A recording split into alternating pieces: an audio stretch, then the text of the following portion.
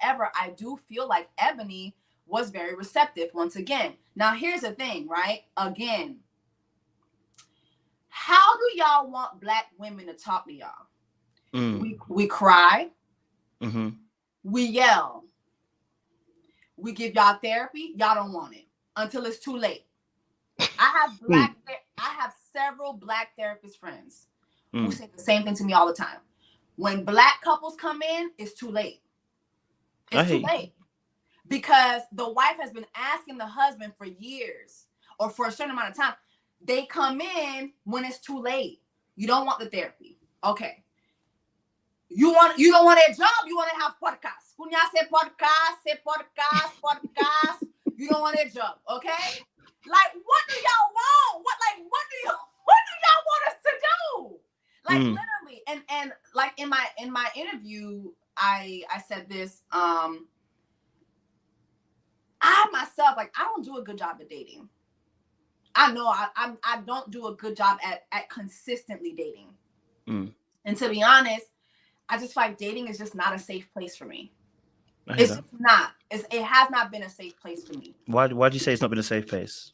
Because I feel seen by Ebony, especially like my last relationship that I had. It was right before I started doing television, and then like as I started doing television, like literally the first television opportunity I got, that shit diminished. It diminished, and he said something to me. He said to me that he told me I was selfish. He said, "Jess, you're very selfish, right?" Now, you know, like you said with cancers, we know how to dissect things. Like, one thing about me, you tell me one thing, I'm going to tell you 3 things from the one thing you told me.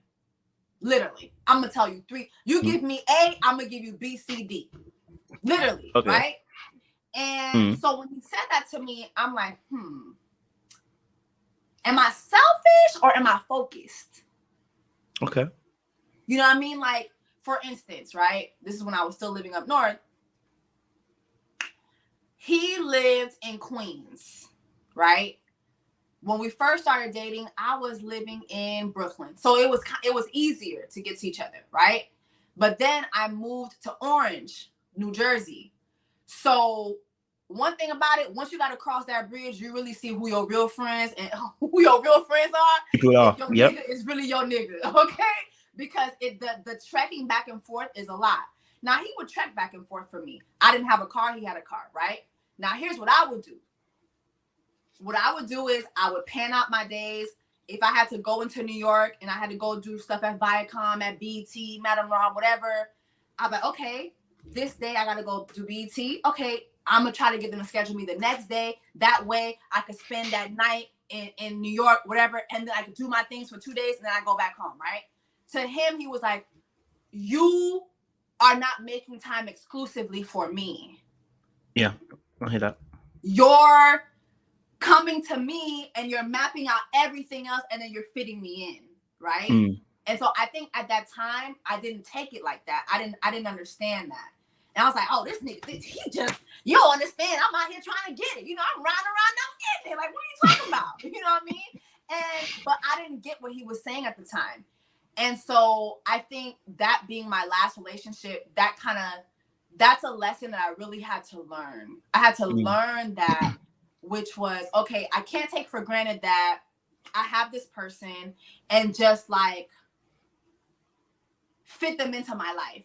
I do have to be intentional about making time for my mate, you know, making time for you and seeking you and really like pursuing you. Even as a girl, I was like, I always thought the man is supposed to always pursue you. Why am I shouldn't pursue you at all.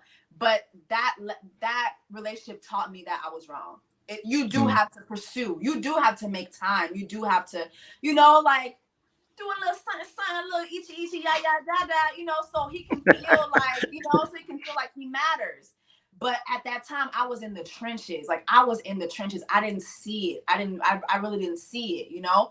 At the same time, though, he had his faults. Okay? Okay. I ain't gonna say what he did, but he wasn't no bus driver. I'll say that. Okay. He wasn't no W-2 I hear you. True, all right. So he had certain leisures that I didn't have. Okay. And at the same time, he was riding around and he was getting it too. But it's only so much riding around you can do when you ain't got a job that's giving you a W-2. Okay? All right? Are you following me? Right? So there were times when I would say, babe, or he would be like, babe, you know what? I'm going to open up this restaurant. I'm going to do this. I'm going to open up this laundromat. I'm like, go ahead and do it. Go ahead and do it. Here's how you do a logo. Here's how you build a website. Here's how you do it. It was like I was talking to the air. You know what I'm saying? I'm trying to build. Was he not already building? He wasn't already building. Well, he was building something else. He was building something else. Yeah. He was. We know what you're talking about. He was building something else. He wasn't trying to build what I was trying to build. I hear you. Okay, he had different type of bricks. I was trying to build with these bricks over here. He was in love with a cool. Exactly. Okay. I hear you. So it just like again, and just tying this back to the conversation with Ebony, which is okay. Y'all really expect for her to build at this point in her life when she's not in the trenches. She's past that season. So what y'all want her to do? And to be honest, even me at that time, like, you know, I was just a correspondent for BET at the time. I wasn't really doing what I'm doing now, but there was a lot of insecurity coming from him even at that time. Like, oh my God, I remember I went to an event one time. I took a picture with Dave East. Oh my God. Oh my God. Problems. All I did, and mind you, even to this day, and I'm single, I'm a single girl. When I take pictures with male celebrities, like I always do, people will be in the comments like, damn, Jess, you can get closer. I'll be like, because I don't want to, first of all, I don't know if they got a woman in the bushes somewhere, waiting somewhere, somebody who ain't unclaimed and they feeling a certain type of way. Next thing you know, I get my wig snatched off down to somebody red carpet. I ain't got time for that. So I'm going to give you a little church hug and do whatever. I gave him a church hug space.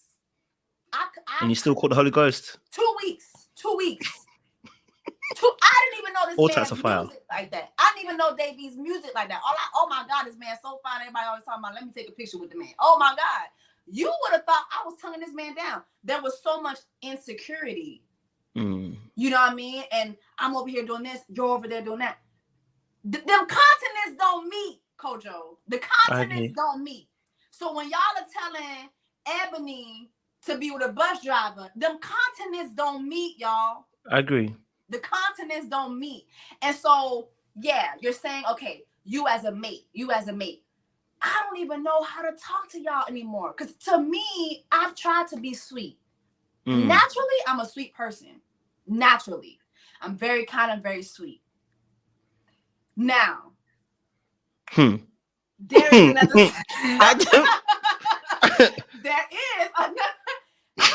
there is a whole other side to me. But you have to really like take me there.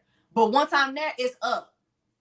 Once I'm up, I ain't coming down. You know what I'm saying? And so it's up is up. It's up, it's gonna stay there. It's like a ceiling fan, baby. We just gonna keep going round and round. We're not coming back down. Okay. So it's like I feel like that's kind of been like my experience with men. It's like, what do y'all want from us? We be sweet, y'all don't listen. We be mean, y'all don't listen. Therapy, y'all don't listen. Now we doing podcasts too, y'all don't listen. What you want us to do? We got Iyanla out here. Y'all ain't listening to Iyanla. What y'all want me to do? What you want us to do? What are we supposed to do? How are we supposed to be better mates for people who don't want to listen to us? I hear that. I'm with you. So permit me to answer this. So listen, there were always going to be bad men around, right? Jessie, you're a fine woman. You look good. You okay? I'm going to shoot my number in the DMs, okay, later on. All right? All right. I'm going to shoot my shot later on. But in real speak, in reality, there are always going to be bad men out there, right? And because obviously the more prettier you are, the more men are going to come your way, good and bad. Oh, I think I'm ugly. I mean, they lying, but the more don't worry, don't listen to them. They lying. Okay, we got you, baby. Okay, you know I see the beauty. Okay, in you. But I think the conversation that gets I hear what you're saying, and you're not the only one who has made these comments as well. So I'm not going to ignore what you said. I'm going to add to what you said. What I would say is that I've been telling my audience this for a very long time. One of the hardest things for women, especially in this day and age, okay, is the ability to discern. Because what's happening is that many women have grown up hurt, broken, abandoned, disappointed,